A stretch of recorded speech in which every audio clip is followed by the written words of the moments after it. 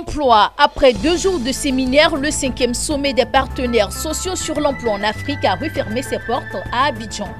Diokou et la coopérative Copanec réalisent 44 millions de bénéfices au cours de la campagne cacaoyère 2017-2018. Mesdames et messieurs, bonsoir et bienvenue sur Business 24 Africa. Après Casablanca, Tunis et Alger, Abidjan, la capitale économique de la Côte d'Ivoire, a abrité 2 jours durant le 5e sommet des partenaires sociaux sur l'emploi en Afrique à l'invitation de la CGC, la Confédération générale des entreprises de Côte d'Ivoire. Ce sommet s'est refermé sur des recommandations spécifiques. Lawani Babatunde et Richard Akeke pour le reportage. C'est déjà la fin du 5e sommet des partenaires sociaux pour l'emploi en Afrique, mais le début de la mise en œuvre des recommandations pour faciliter l'accès au travail à ces 1 million de jeunes Africains qui arrivent chaque année sur le marché de l'emploi. Pour accélérer le processus en Afrique, on doit digitaliser le travail de façon à ce que le travail soit le plus proche des demandeurs. Les pays africains doivent trouver les moyens de financer le travail de façon à ce que, même dans certaines régions, les travaux comme les travaux agricoles soient faits d'une façon différente et permettent aux jeunes de pouvoir, en un mot, se prendre en charge et créer peut-être leur propre emploi. Le 5e sommet des partenaires sociaux pour l'emploi en Afrique traduit l'engagement des organisations patronales pour réduire le taux de chômage sur le continent. Avant Abidjan, Alger et Tunis avaient accueilli cette assise dédiée à l'emploi. Parlons de sport à présent. La ville de Tafiré, dans le nord de la Côte d'Ivoire, a accueilli la 8e journée du championnat national de motocyclisme.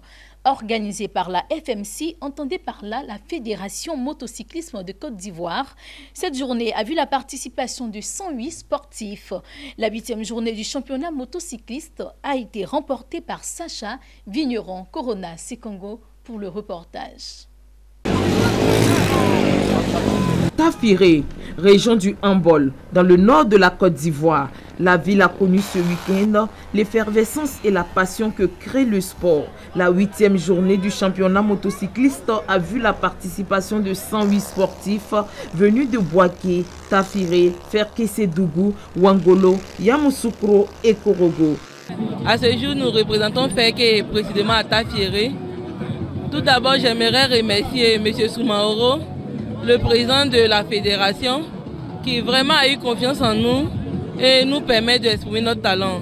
Partant de là, je remercie aussi le maire, M. Koulibaly Soungalo, qui nous permet à ce jour de valoriser notre talent, surtout moi, femme, de mettre en évidence ce que je peux faire.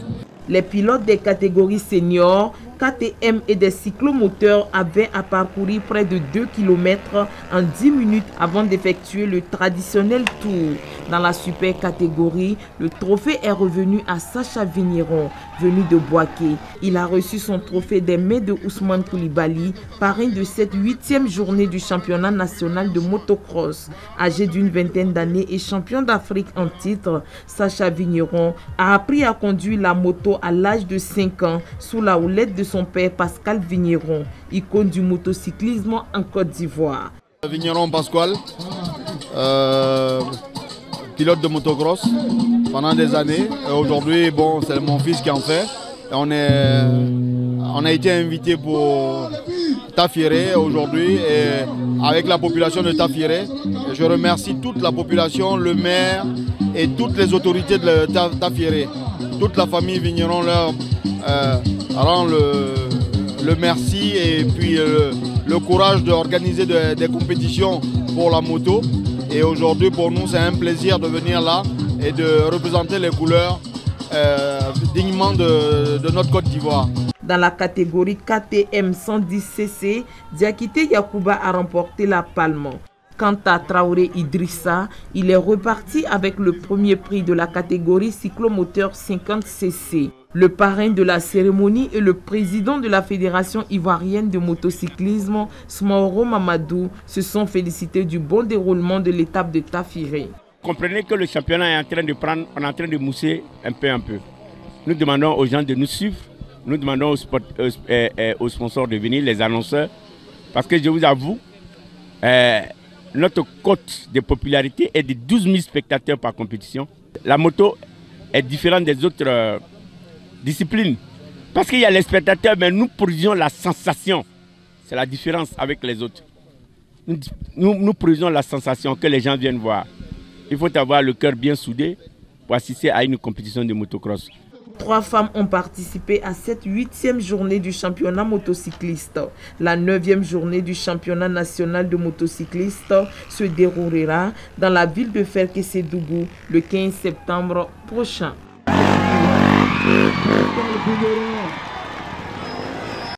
Comme annoncé dans les titres, à Diokoué, la société coopérative Nan et Titinou de Grand-Zadougou était récemment en assemblée générale ordinaire.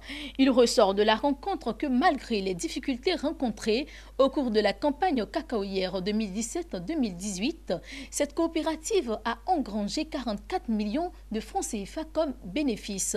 Le reportage de Théodore Kanga. La société coopérative agricole Nan et Titinou de Grand-Zadougou, Copanec, de la sous-préfecture de Douokoué dans l'ouest de la Côte d'Ivoire, a tenu sa 7e assemblée générale ordinaire. Cette assemblée générale a permis aux dirigeants de faire le bilan de la campagne 2017-2018. Ce fut une occasion.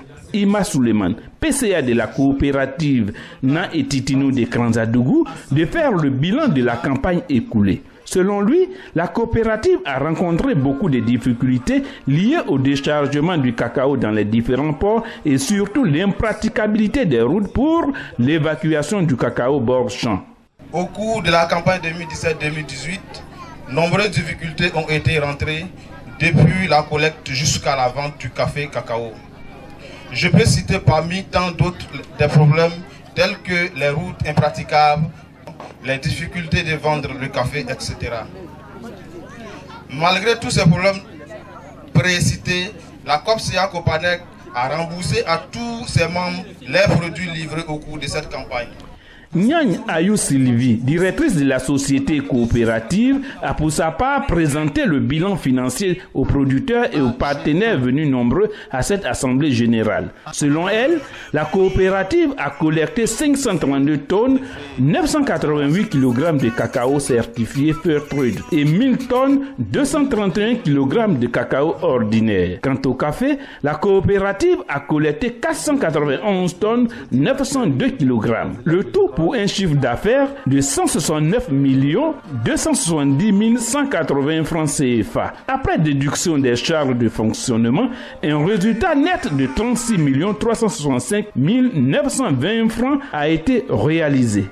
Cette performance a été saluée par des applaudissements. Au vu de ce résultat satisfaisant, le conseil d'administration par vote à main levée a été reconduit. Djégué Grégoire, sous-préfet de Douokoué, a félicité les dirigeants de la coopérative qui œuvrent pour le développement de la localité avant de leur prodiguer quelques sages conseils. Bravo, chers amis. Continuez. Persévérez. Cherchez à réunir davantage. Parce que c'est plus vous êtes nombreux, plus les ristournes augmentent et mieux ça vaut. Donc je vous encourage à appeler vos amis, vos frères qui sont encore en dehors des coopératives. Permettez que je salue spécialement Madame la directrice, qui est toute nouvelle, mais j'ai abattu un travail colossal. Au cours de la cérémonie, le PCA de la coopérative a offert des kits scolaires aux meilleurs élèves de Guibadougou. Autre temps fort de cette cérémonie a été la remise des clés et la coupure du ruban du logement des enseignants de Guibadougou. Et pour refermer ce journal, au terme de l'atelier de restitution sur l'étude d'industrialisation de la filière bois dans les pays du bassin du Congo, le 13 septembre à Libreville, la Banque africaine de développement BAD a décliné les 10 axes et objectifs stratégiques qui devraient permettre la mise en œuvre du processus d'industrialisation de la filière bois dans le bassin du Congo à l'horizon 2030. Voilà, c'est ici que se referme ce journal. Ce fut un plaisir pour moi de vous l'avoir présenté. Restez sur Business 24 Africa. L'information continue. À très bientôt.